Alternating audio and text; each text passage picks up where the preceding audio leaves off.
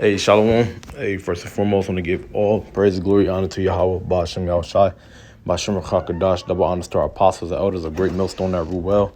Peace and blessing to the hopeful elect out here pushing truth and sincerity. The water of which I do, we love you. We appreciate you through the spirit of Yahweh, Ba'ashem Yahushai, and Shalom to y'all. It's your brother Dawah here.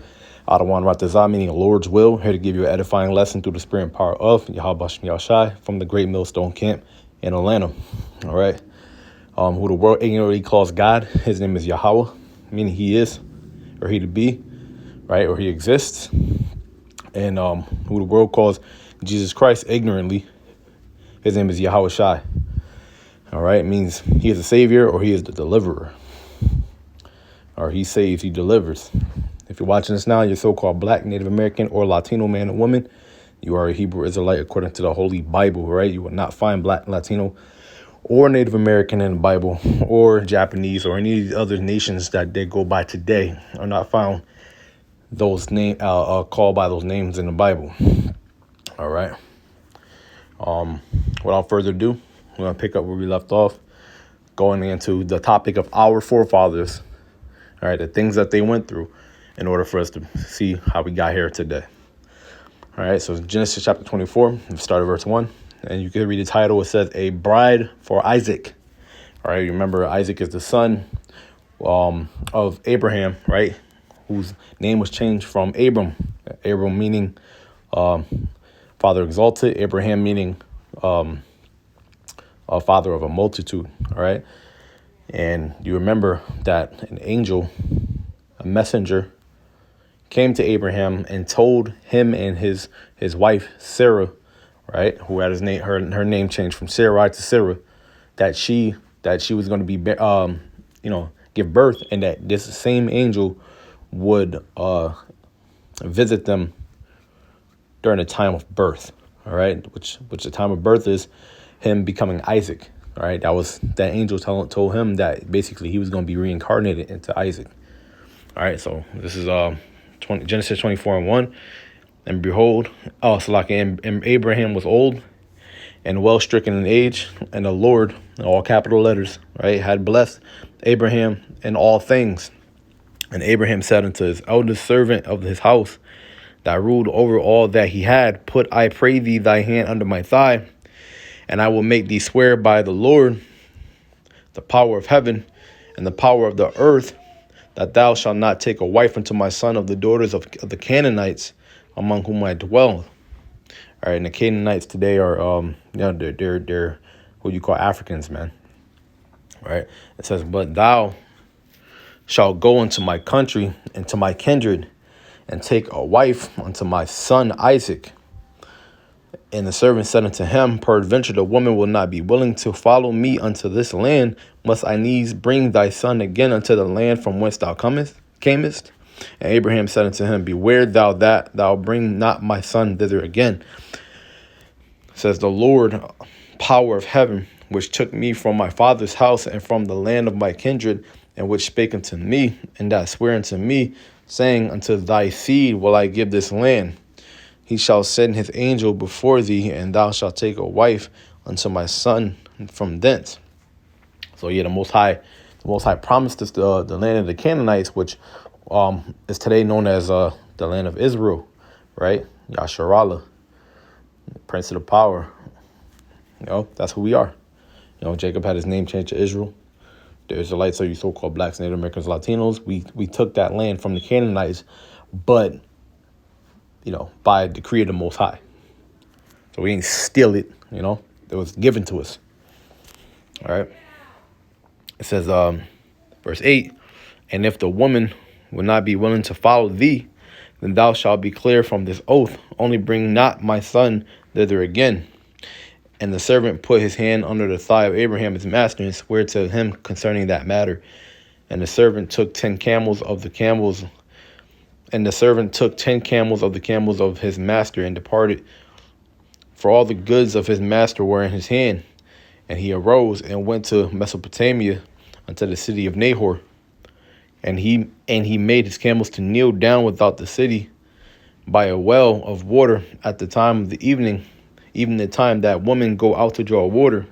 And he said, O Lord, power of my master Abraham, I pray thee, send me good speed this day, and show kindness unto my master Abraham. Behold, I stand here by the well of water, and the daughters of the men of the city come out to draw water. Let it come to pass that the damsel to whom I shall say, let down thy pitcher, I pray thee, that I may drink, and she shall say, drink, and I will give thy camels drink also. Let the same be she that thou hast appointed for thy servant Isaac, and thereby shall I know that thou hast showed kindness unto my master. And hey, man, he asked for that blessing, man. He prayed, man. He prayed for this. It said, and it came to pass before he had done speaking that, behold, Rebekah came out, who was born to Bethuel, son of Milcah, the wife of Nahor, Abraham's brother, with her pitcher upon her shoulder. Right, so Rebekah came out, who was born to Bethuel, son of Milcah, the wife of Nahor, Abraham's brother. Yeah, so this is Abraham's brother's wife. Daughter. So basically, let me see. Rebekah came out, who was born to son of Milcah, the wife of Nahor, Abraham. So because they're pretty much in the same family, you gotta kind of understand, it's like a distant cousin, so to speak. It says Abraham's brother, which pictured upon her shoulder. It says the damsel was very fair to look upon, a virgin. Neither had any man known her, and she went down to the well and filled her pitcher and came up. So this was a virgin. No man had known her, which is crazy because nowadays, a female will have sex with like 15 dudes before she makes it to you, and they want to try to get you to, treat her as if she's a woman like Rebecca, a virgin, or any woman from like hundreds of years ago. Because, even like, not even, man, even like 3 decades ago, maybe 2 decades ago, women kind of, the most a female's ever been with probably like 3 dudes. But even before that, being a widow was kind of embarrassing, because and that was a righteous way to have a body, which was, being widowed, which was, you were married, but your husband died. But even that was kind of embarrassing. Like, females didn't like that. Dudes didn't like to really have a woman who was already touched already. But now it's like free reign for these women. Women, they think that a man's of her body count doesn't matter, but it does. Men want, untouched women, man. Like, I don't, it's weird that women don't think that that's supposed to be important, but it's because they want free reign to be, whores, man, to do what they want to do. That's really what it is. They want to try to, they want to downplay, that as if that's not a big deal so that they can go out and be hoes. That's really, they want to be justified to go out and do that. They want to have free reign and free will to be able to go do that, and for no one to judge them for that. So they say, oh, that shouldn't matter. Of course it shouldn't matter. That's like me being a murderer and me, being like, well, I should be able to do this. That shouldn't matter that I want to murder somebody. I should be able to do that. You know what I'm saying? That shouldn't matter. You know what I'm saying? So I can have you, not punish me for me wanting to, commit evil, wicked acts. It's the same shit. Verse 16, and the damsel was very fair to look upon, a virgin. Neither had any man known her, and she went down to the well and filled her pitcher and came up. And the servant ran to meet her and said, let me, I pray thee, drink a little water of thy pitcher. And she said, drink, my lord. And she hasted and let down her pitcher upon her hand and gave him drink. And when she had done giving him drink, she said, I will draw water for thy camels also until they have done drinking. And she hasted and emptied her pitcher into the throw, and I believe it's a trough or throw, which was like something that carries water, and you can drink out of and whatnot. It says, and ran again unto the well to draw water, and drew for all the camels, and the man wondering at her held his peace, to wit whether the Lord had made his journeys prosperous or not. And it came to pass, as the camels had done drinking, that the man took a golden earring of half a shekel weight, and 2 bracelets for her hands, of 10 shekels weight of gold, which is crazy. Like, like that's riches, man. That's like, you see that even today, man. You see that today. That's like, I don't know how much that will weigh in today's economy, how much it will cost, but that it was very appealing, so to speak, right? And said, "Whose daughter art thou? Tell me, I pray thee, is there room in thy father's house for us to lodge in?" And I remember that point that we made about a man being journeying and whatnot and being taken into an Israelite man's home, which they weren't Israelites at this time, but that custom that we had of being brotherly with each other and whatnot. This is an example of that. All right. And she said unto him, I am the daughter of Bethuel, the son of Milcah, which she bare unto Nahor. She said, moreover, unto him, we have both straw and provender enough and room to lodge in. Provender is like food and whatnot, food and drink. And said, then the man bowed down his head and worshipped to the Lord. And he said, blessed be the Lord, power of my master Abraham, who hath not left destitute my master of his mercy and his truth. I being in the way, the Lord led me to the house of my master's brethren. And the damsel, and the damsel ran and told them of her mother's house these things. And I think it's like a niece, actually, instead of a distant cousin. She would be like it would be, so he would be like a distant cousin to Isaac. That's what she would be like. Rebecca would be like a distant cousin, because Abraham is Nahor's brother. So let me see. Blessed be the Lord power, who hath not left destitute his mercy and his truth. And damsel. Yeah, the house of his master's brethren. There you go. So yeah.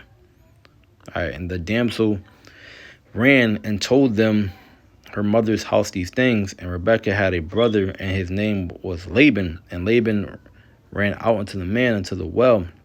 And it came to pass, when he saw the earring and bracelets upon his sister's hands, and when he heard the words of Rebekah, his sister, saying, thus spake the man unto me, that he came unto the man, and behold, he stood by the camels at the well. And he said, come in, thou blessed of the Lord, wherefore standest thou without? For I have prepared the house and room for the camels. And the man came into the house, and he ungirded his camels, and gave straw and provender for the camels, and water to wash his feet, and the men's feet that were with him.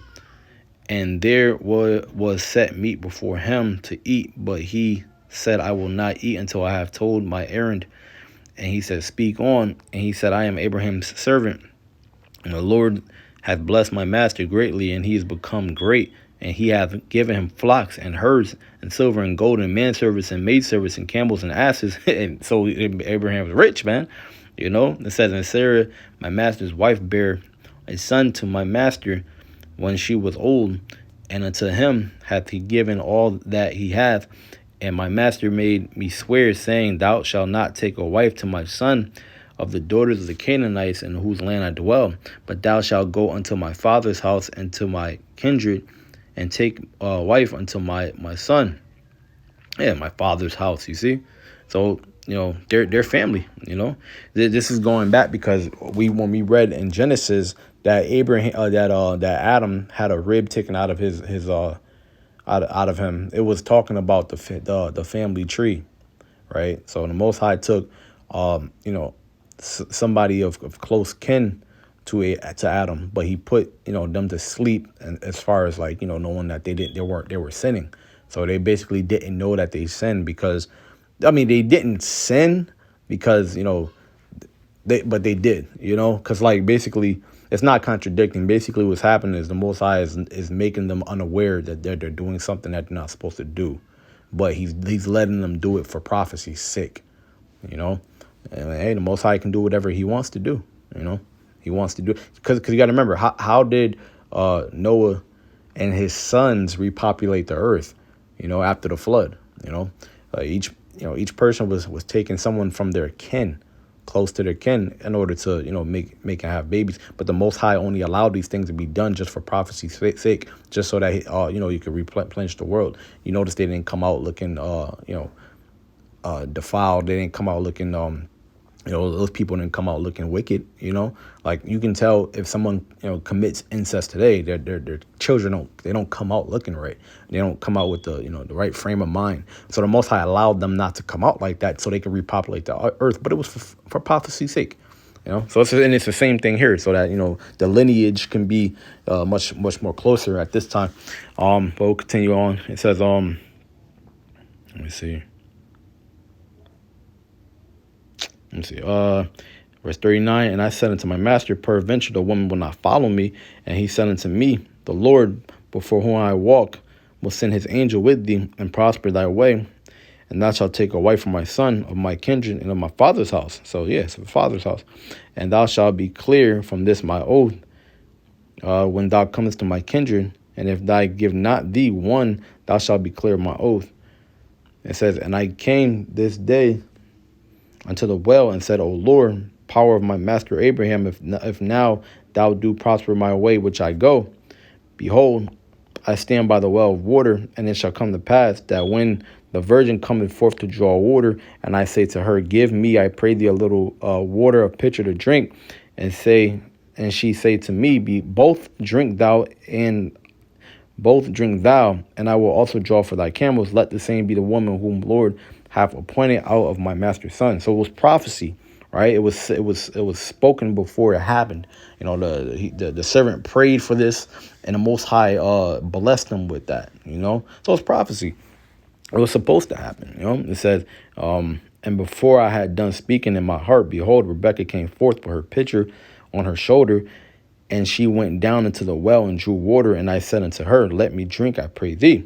So she did exactly what the servant asked for. It says, and she made haste and let down her pitcher from her shoulder and said, drink, and I will give thy camels drink also. So I drank, and she made the camels drink also. All right. And I asked her and said, whose daughter art thou? And she said, the daughter of Bethuel, Nahor's son, whom Milcah bare unto him. And I put the earring upon her face and the bracelets upon her hands, and bowed down my head and worshipped the Lord, and blessed the Lord, power of my master Abraham, which had led me in the right way to take my master's brother's daughter unto his son. And now, if ye will deal kindly and truly with my master, tell me, and if not, tell me, which that I may turn to the right hand or to the left. Then Laban and Bethuel answered and said, the thing proceedeth from the Lord. We cannot speak unto thee bad or good. And the thing is, like, at that time, this is how it was, man. It was like a woman was betrothed to a man. She was promised to a man. That's how it was. The father was supposed to, meet the family, see if they were men of the Lord, see if they come from a good family or whatnot, if they feared the Lord, and they would actually, like, kind of pretty much cast a lot whether or not this man was suitable to marry their daughter. He had to be a provider, a protector, like I said, a man that feared the Lord.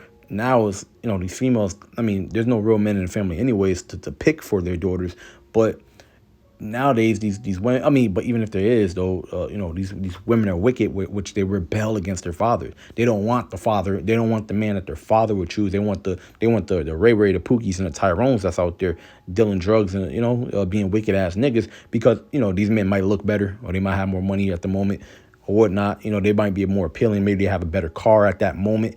Right? They don't see the things that's behind the scenes, which is the wickedness these niggas are. And these women start complaining about these men after they marry these men, right? Which they have sex with these men. And these men, they're smashing these girls, and they're just leaving these women pregnant or with children, and then they're leaving, So, it's beautiful because the Most High didn't set that up for you. The Most High didn't set up for you to go date. Like, this whole dating thing is not a thing of our people. You get, betrothed to a man that's fears the Lord, keeps his law, statutes, and commandments, and is upright. You get betrothed to that man. You're promised to that man.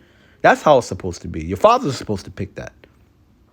Behold, Rebekah is before thee. Take her and go, and let her be thy master's son's wife, and the Lord has spoken. And let me see how much more. We actually got a lot more than I thought it was going to be. Let me see. Let me leave it here, and then a little bit I'll just do it part 2. Let me see. Boom. Should I? Let me see.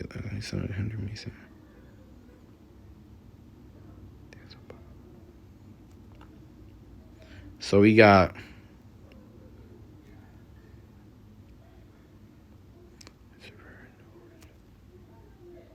okay. So 52 all the way to We'll cut it here. Cut it short. We'll start back at verse 52. I'll get some things done and come back in a couple more minutes, Lord willing. And with that, I hope you edify. Be prepared for version 2, part 2 of this chapter here. And I just want to give all praise and glory out to Yahweh Bashin Shai, Bashin Rakakadash, double honors to our apostles, all is a great millstone, that rule well, and Shalom.